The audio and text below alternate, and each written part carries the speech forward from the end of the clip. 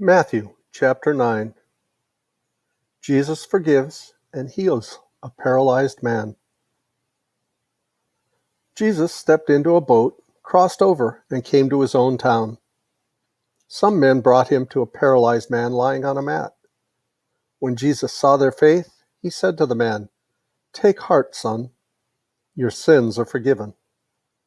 At this, some of the teachers of the law said to themselves, "This fellow is blaspheming." Knowing their thoughts, Jesus said, "Why do you entertain evil thoughts in your hearts? Which is easier to say, 'Your sins are forgiven,' or to say, 'Get up and walk'? But I want you to know that the Son of Man has authority on earth to forgive sins." So he said to the paralyzed man, "Get up, take your mat, and go home." Then the man got up and went home. When the crowd saw this, they were filled with awe, and they praised God who had given such authority to man. The calling of Matthew. As Jesus went from there, he saw a man named Matthew sitting at the tax collector's booth. "Follow me," he told him. And Matthew got up and followed him. While Jesus was having dinner at Matthew's house, many tax collectors and sinners came and ate with him and his disciples. When the Pharisees saw this, they asked his disciples, "Why does your teacher eat with tax collectors and sinners?" On hearing this, Jesus said, "It is not the healthy who need a doctor, but the sick. But go and learn what this means. I desire mercy, not sacrifice, for I have not come to call the righteous, but sinners." Jesus questioned about fasting. Then John's disciples came and asked him, "How is it that we and the Pharisees fast often, but your disciples do not fast?" Jesus answered, "How can the guests of the bridegroom mourn while he is with them? The time will come when the bridegroom will be taken from them. Then they will fast. No one sews a patch of unshrunk cloth on an old garment, for the patch will pull away from the garment, making the tear worse.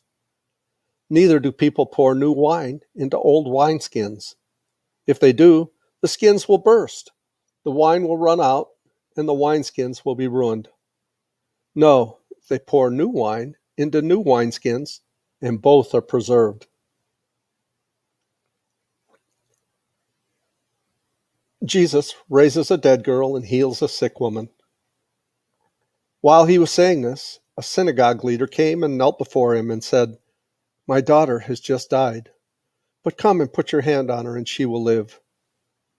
Jesus got up and went with him, and so did his disciples.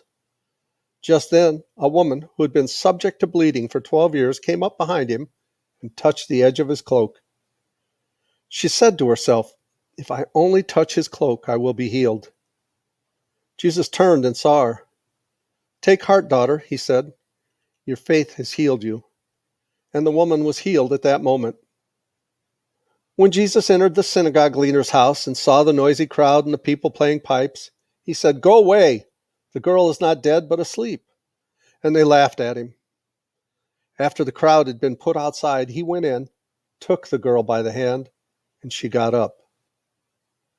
News of this spread through all that region. Jesus heals the blind and the mute. As Jesus went on from there, two blind men followed him, calling out, "Have mercy on us, Son of David."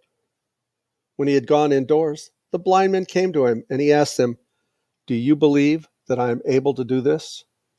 "Yes, Lord," they replied. Then he touched their eyes and said, "According to your faith, let it be done to you." And their sight was restored. Jesus warned them sternly, "See that no one knows about this." But they went out and spread the news about him all over that region. While they were gone out, a man who was demon-possessed and could not talk was brought to Jesus. And when the demon was driven out, the man who had been mute spoke. The crowd was amazed and said, "Nothing like this has ever been seen in Israel." But the Pharisees said, "It is by the prince of demons that he drives out demons." The workers are few. Jesus went through all the towns and villages, teaching in their synagogues, proclaiming the good news of the kingdom, and healing every disease and sickness. When he saw the crowds, he had compassion on them because they were harassed and helpless, like sheep without a shepherd. Then he said to his disciples, "The harvest is plentiful, but the workers are few. Ask the Lord of the harvest, therefore, to send out workers into his harvest field."